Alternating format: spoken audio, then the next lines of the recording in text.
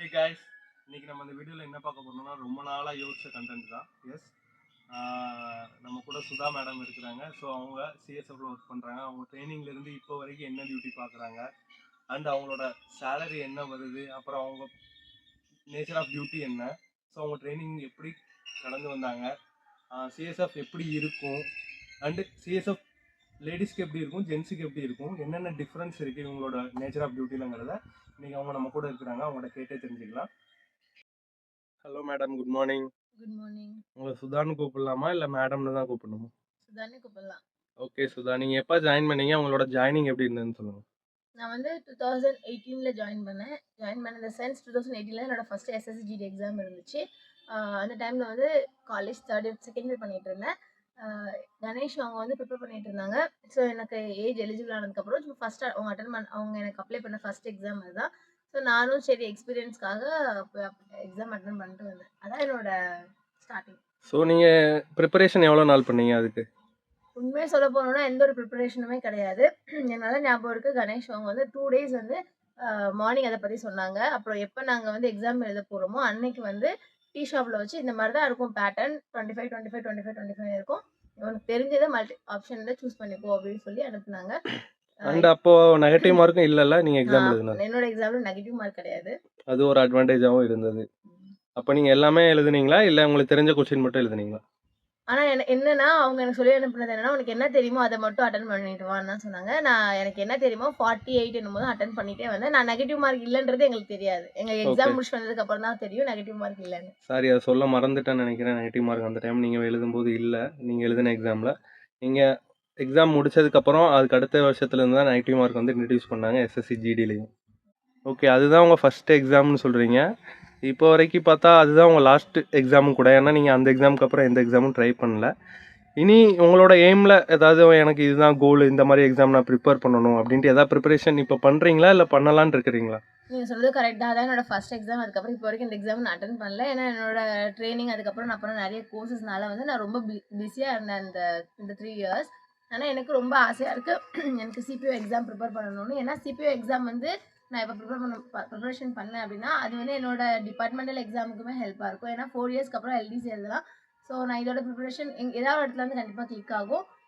CGL எங்கேயோ ஒரு இடத்துல பக்கெட் லிஸ்ட்டில் வந்து எனக்கு ஒரு எய்மாக தான் இருக்குது. CPO CGL இது ரெண்டுக்கும் வந்து ப்ரிப்பேர் பண்ணணும்னு ஆசைப்பட்றேன். பை காட்ஸ் கிரேஸ் இப்போ நான் ஸ்டார்டிங் பண்ண ஆரம்பிச்சிட்டேன். Okay, LDC எக்ஸாம்ன்றீங்க. இப்போ உங்களுக்கு எத்தனை வருஷம் ஆகிட்டு, நீங்கள் எத்தனை வருஷத்தில் எலிஜிபிள் ஆவீங்க உங்களோட டிபார்ட்மெண்ட்டில் CSF? LDC எக்ஸாமில் வந்து 4 இயர்ஸ் எலிஜிபிள், 4 இயர்ஸ்க்கு அப்புறம் வந்து எலிஜிபிள் ஆகும். நான் வந்து இப்போ 3 இயர்ஸ் கம்ப்ளீட் ஆயிடுச்சு. 2018ல் நான் எக்ஸாம் எழுதினாலும் லாக்டவுனோட ப்ரைஸஸால் வந்து எனக்கு லேட் ஆயிடுச்சு, டிலே ஆகி நான் வந்து 2021ல் தான் வந்து ட்ரைனிங் போனேன். ஜூலை 7 போனேன். ஸோ அதை கம்பேர் பண்ண அதை ஸ்டார்டிங்காக எடுக்கும்போது இப்போ வரைக்கும் 3 இயர்ஸ் ஆல்மோஸ்ட் கம்ப்ளீட் ஆகி 2-3 மந்த்ஸ் வந்து ரன்னிங்கில் இருக்குது. ஓகே, LDC எக்ஸாமில் மித்த ஃபோர்ஸை கம்பேர் பண்ணும்போது உங்களோட LDCயில் ASI மட்டும் தான் எழுத முடியும், அப்படி தானே? எங்களோட டேரக்ட் SI கிடையாது. டேரக்ட் எஸ்ஐ கிடையாது, ASI மட்டும் தான் எழுத முடியும். அதுக்கப்புறம் நீங்கள் 2021 ஜாயின் பண்ணேன்னு சொல்கிறீங்க. உங்கள் ட்ரைனிங் எப்படி இருந்துச்சு? அண்ட் பசங்களுக்கு பொண்ணுங்களுக்குன்னு ஏதாவது டிஃப்ரெண்ட் இருக்கா ட்ரைனிங்கில்? இல்லை உங்களோட ட்ரைனிங் டியூரேஷன் பற்றி சொல்லுங்கள் அண்ட் எப்படி இருந்ததுன்னு சொல்லுங்கள்.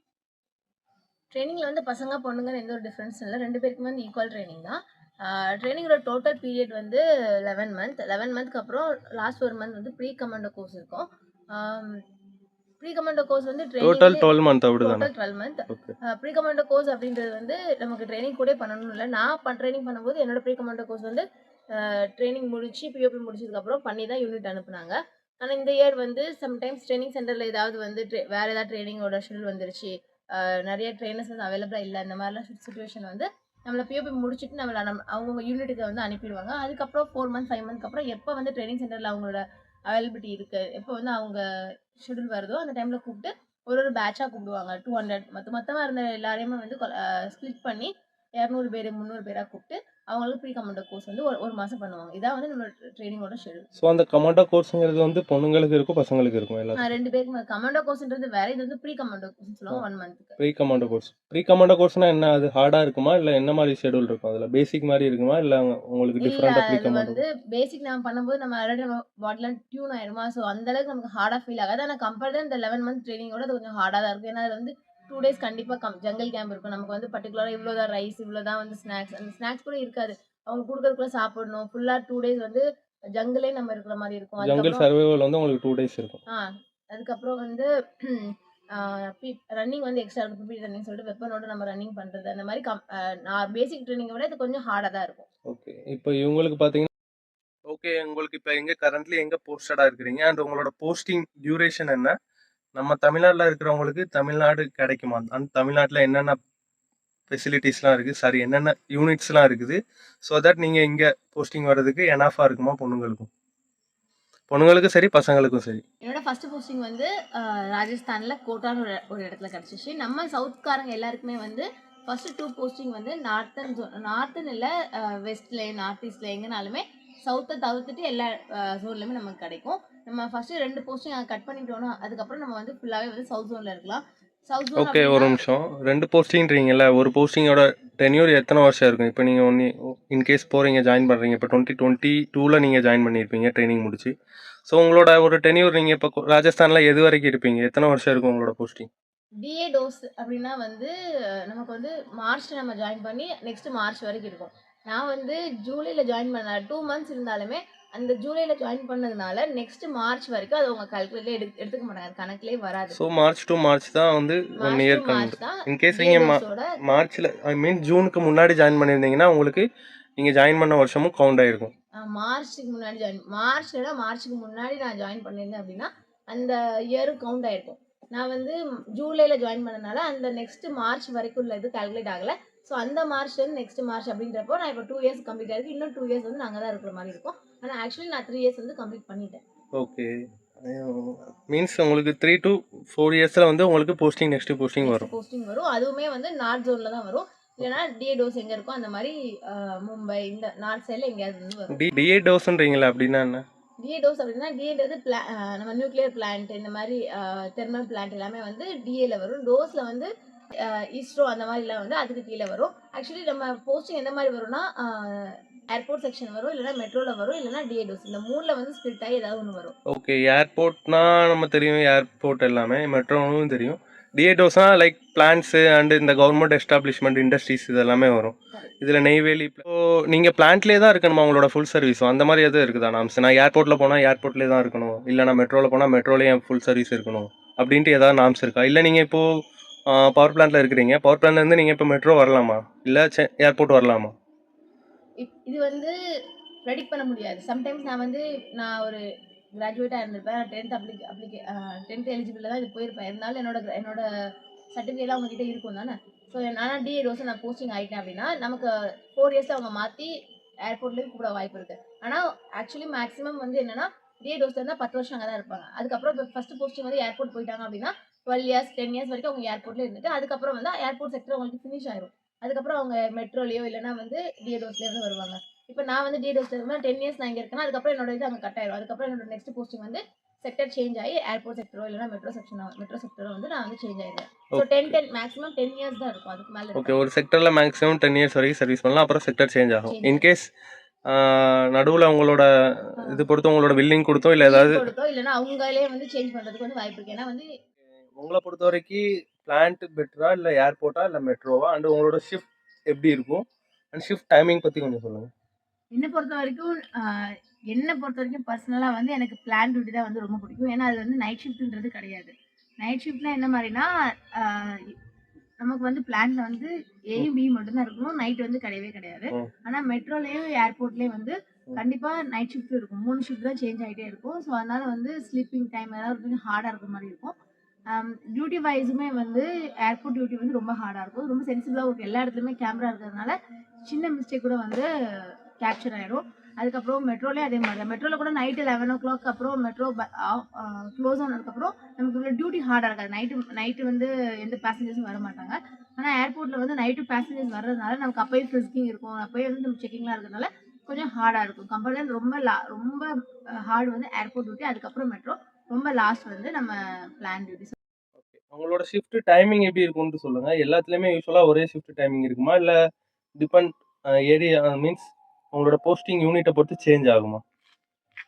எல்லாத்துலேயுமே வந்து ஏ ஷிஃப்ட், பி ஷிஃப்ட், சி அப்படின்ற 3 ஷிஃப்ட் தான் இருக்கும். ஏ ஷிஃப்ட் அப்படின்னா காலையில் 6 to 1 o'clock வரைக்கும், அதுக்கப்புறம் பின்றது 1லேருந்து நைட்டு 10 வரைக்கும், சின்றது நைட்டு 9லேருந்து மார்னிங் 6 வரைக்கும் இருக்கும். ஸோ ஆனால் கேர்ள்ஸ்க்கு மட்டும் ஏர்போர்ட் மெட்ரோவில் மட்டும்தான் வந்து இந்த 3 ஷிஃப்ட் இருக்கும். பிளான்ட்டில் வந்து நைட் ஷிஃப்ட்டும் இருக்காது. மேக்ஸிமம் வந்து ரொம்ப ரேரான பிளான்ட்டில் மட்டும்தான் வந்து நைட் ஷிஃப்ட் இருக்குமே தவிர 98% வந்து மேக்ஸிமம் எந்த பிளான்ட்லேயுமே வந்து நைட் ஷிஃப்ட் வந்து லேடிஸ்க்கு வந்து இருக்காது. அதுக்கப்புறம் வந்து மீன்ஸ் பொண்ணுங்களுக்கு வந்து நைட் ஷிஃப்ட் பிளான்ட்ல இருக்காதுன்றீங்க அப்படிதானே? டே ஷிஃப்ட் தான் இருக்காது. இருக்கும். உங்களுக்கு ஷிஃப்ட் என்ன ஒரே மாதிரி ஷிஃப்ட் போகுமா இல்லைன்னா சேஞ்ச் ஆகுமா? பிளான்லேயுமே கேர்ள்ஸ்க்கு வந்து 2 வகையான ஷிஃப்ட் இருக்குது. ஒன்று வந்து ஏபின்னு இருக்குது, இன்னொன்று வந்து ஜென்ரல் ஷிஃப்ட்னு இருக்குது. ஏன்றது அதே தான், மார்னிங் போயிட்டு 1 வர மாதிரி இருக்கும். பின்றது 1 போயிட்டு நைட்டு 10 வர மாதிரி இருக்கும். அதுக்கப்புறம் நெக்ஸ்ட் இந்த ஏ 3 நாள் இருக்கும், அதுக்கப்புறம் பி 3 டேஸ் இருக்கும், அதுக்கப்புறம் சேஞ்ச் ஆகும். ஜென்ரல் ஷிஃப்ட் அப்படின்றது நம்ம காலையில் 7 போயிட்டு நம்ம ஈவினிங் வந்து 6க்கு வந்து ரிட்டர்ன் வந்துருக்கும். ஸோ இது வந்து ஜென்ரல் ஷிஃப்ட்னு இருக்கும். சிஎஸ்எஃப்ல வீக்லி ஆஃப் இருக்குன்றாங்க. ஸோ உங்களுக்கு வீக்லி ஆஃப் எப்படி நீங்கள் அவைல் பண்ணுவீங்க? உங்களுக்கு வீக்லி ஆஃப் கிடைக்குதா உங்களோட பிளான்ட்ல? எனக்கு என்னோட பிளானில் கண்டிப்பாக கிடைக்கும். மேக்ஸிமம் எல்லா பிளான்லையுமே வந்து வீக்லி ஆஃப் வந்து வீக்லி ஒன்ஸ் இல்லைனா 15 days ஒன்ஸ் வந்து கிடைச்சிரும். வீக்லி ஆஃபோட ப்ரொசீஜர் இதுதான் வந்து நம்ம 6 days கண்டினியூஸாக வேலை பார்த்துட்டோம் அப்படின்னா 7th டே வந்து அவங்க வந்து நமக்கு ஆஃப் கொடுக்கணும். நமக்கு ஒரு வீக்கில் வந்து 1 days நம்மளோட டேயாக இருக்கும். இப்போ என்னோட யூனிட்டில் வந்து எல்லா கேர்ள்ஸுக்குமே வந்து சண்டேன்றது வீக்லி ஆஃப் தான். ஸோ நம்ம 6 days பண்ணிட்டா 7th டே ஆட்டோமேட்டிக்காக வந்து அவங்க வீக்லி ஆஃப் கொடுத்துருவாங்க. ஆனால் ஏர்போர்ட்டில் அங்கெல்லாம் வந்து மேன் பவர் கம்மியாக இருக்கிறதுனால 15 days சம்டைம்ஸ் வந்து மந்த்லி வரைக்குமே வீக்லி ஆஃப் வந்து கிடைக்க ரொம்ப ரேராக இருக்கும். இப்போ வீக்லி ஆஃப்ல மீன்ஸ் 15 நாள் ஒரு மாதத்துக்கு ஒன்ஸ் தான் வீக்லி ஆஃப் கிடைக்குது. இன்கேஸ் அவங்க வீக்லி ஆஃப் டேல ஒர்க் பண்ணுறாங்களே அவங்களுக்கு என்ன அப்போ பெனிஃபிட்? அவங்களுக்கும் பெனிஃபிட் இருக்குது. ஆக்சுவலி வந்து எல்லா ஃபோர்ஸை விட சிஎஸ்எஃப்ல மட்டும் 13 months சேலரின்னு சொல்லுவாங்க. அதுதான் இந்த வீக்லி ஆஃப் கிடைக்காம வேலை பார்க்குறவங்களோட ப்ராஃபிட். நம்ம வந்து இப்போ என்னோட சண்டே வந்து எனக்கு வீக்லி ஆஃப் இருக்கு, இல்லை மண்டே வந்து எனக்கு வீக்லி ஆஃப் இருக்குன்னா எனக்கு அப்போ வீக்லி ஆஃப் கிடைக்காம நான் வேலை பார்க்கும்போது அது வந்து எனக்கு ஈஸியெல்லாம் ஆட் ஆகும்னா எக்ஸ்ட்ரா அந்த 1 டேக்கு என்ன சேலரி அது வந்து டபுள் ஆகி 3 months ஒன்ஸ் வந்து அதோட எக்ஸ்ட்ரா சேலரி வந்து எனக்கு ஈஸியல் சேலரின்னு வந்து கிடைக்கும். அதான் சொல்லுவாங்க 1 month சேலரி எக்ஸ்ட்ரா கிடைக்கும்னு சொல்லிட்டு. ஓகே, அப்போ நீங்கள் வீக்லி ஆஃப் வேணும்னா எடுத்துக்கலாம். அது உங்களோட செல்ஃப் டிசிஷனா இல்லைனா மேன் பவர் கம்மியாக இருக்கிறதுனால நீங்கள் வீக்லி ஆஃப்லேயும் ஒர்க் பண்ண வேண்டிய சுச்சுவேஷன் ஏற்படுதா? ரெண்டுமே சொல்லலாம். சில ஏர்போர்ட்லாம் வந்து மேன் பவர் ரொம்ப கம்மியாக இருக்கும்போது வீக்லி ஆஃபே கிடைக்காம அவங்க வேலை பார்த்து தான் ஆகணும். அப்போ வந்து ஆட்டோமேட்டிக்காக அது ஈஸியல் வந்து ஆட் ஆயிரும். ஸோ என்ன மாதிரி யூனிட்டில் வந்து எவ்ரி வீக் வீக்லி ஆஃப் கொடுத்துட்டே இருப்பாங்க. எனக்கு வந்து ஈஸியல் பண்ணணும், எனக்கு வந்து டியூட்டி போடுங்க நம்ம சொன்னால் அவங்க நமக்கு வந்து டியூட்டி வந்து ஷோ ஆஃப் பண்ணி நம்ம டியூட்டி போயிட்டு நம்ம ஈஸியல் வந்து ஆட் பண்ணிக்கலாம். ஓகே, அப்படி நீங்கள் ஒர்க் பண்ணீங்கன்னா உங்களுக்கு பெர் டேக்குள்ள சேலரி வந்து ஈஸியலுங்கிற ப்ரொசீஜரில் உங்களுக்கு கிடைக்கும். கன்வெர்ட் ஆகி எவ்ரி மந்த் சேலரி தனியாக வரும். ஈஸியலோட சேலரி எப்படி வரும்னா 3 months ஒன்ஸ் வந்து நமக்கு ஈஸியல் சேலரி தனியாக கிரெடிட் ஆகும். இந்த 3 monthsல வந்து எத்தனை நம்ம வீக்லி ஆஃப் நம்ம வேலை பார்த்துருக்கோமோ அதோட ஒரு சேலரி தனியாக வந்து நமக்கு கிடைக்கும். வீடியோவில் மோஸ்ட்லி ஓவராலாக கொஞ்சம் கவர் பண்ணியிருக்கோம்னு நினைக்கிறேன். இதுக்கு மேலே உங்களுக்கு ஏதாவது டவுட்ஸ் இருந்தால் கண்டிப்பாக கமெண்ட் பண்ணுங்கள். என்ன கொஸ்டின்ஸ் கேட்கணும் அண்ட் உங்களுக்கு என்ன டவுட்ஸ் இருக்குன்னு கமெண்ட்ஸ் கண்டிப்பாக பண்ணுங்கள். ஸோ நெக்ஸ்ட் வீடியோவில் பார்ட் 2ல் இதோட கண்டினியூஷன் பார்ட் 2 போடுறேன். ஸோ அதில் நீங்கள் இதை விட உங்களுக்கு இன்னுமே டீட்டெயிலாக உங்களுக்கு புரிகிறதுக்கான கண்டென்ட் இருக்குன்னு நம்புகிறேன். And stay tune for next video.